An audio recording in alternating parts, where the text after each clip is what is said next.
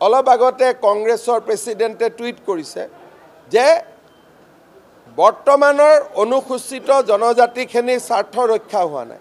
কালি দিনটোত আকৌ আন্দোলন কৰি আছিলে 6 জনগোষ্ঠীৰ স্বাৰ্থ সুৰক্ষিত হোৱা নাই।